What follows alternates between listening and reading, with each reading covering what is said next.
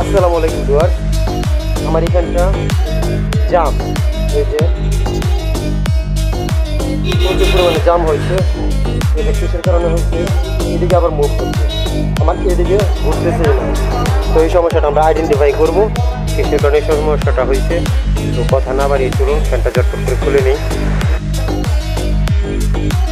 সাধারণত এই সমস্যাগুলো বিশেষ করে আমাদের ফ্যানের যে বিয়ারিংটা আছে না, বিয়ারিংয়ের মধ্যে আপনার একটা গ্রিস থাকে, গ্রিসটা শুকিয়ে গেলে তারপর এটা যে বলটা আছে, বলের মধ্যে যখন মরিচা পড়ে তখন কিন্তু এই সমস্যাটা বেশিরভাগ দেখায়। তো আমি জানি না আসলে আমার ফ্যানের ভিতরে সমস্যাটা কি, আমরা আপনাদের মধ্যে খুলতেছি, খুলে তার পরবর্তীতে সমস্যাটা সমাধান করে আপনাদের সামনে ফুল ভিডিওটা উপস্থাপন করব। আর এই ভিডিওর ফুল লিঙ্কটা আমার ডেসক্রিপশন বক্সে দেওয়া থাকবে। অবশ্যই যারা এরকম ভিডিও দেখতে চান তারা আমার ডেসক্রিপশন বক্সে লিঙ্ক গিয়ে দেখে আসতে পারেন।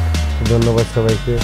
আর সবাইকে বলে যে আমার এই চ্যানেলটা নতুন, অবশ্যই সবাই এরকম ভিডিও দেখছেন আমার চ্যানেলটাকে সাবস্ক্রাইব করাবেন। আমরা এখন কিন্তু নিচে এখন যাবো একটু হালকা করে আমার দিয়ে টুকা দিয়ে আমার ফ্যানটা কিন্তু অনায়াসে খুলে যাবে।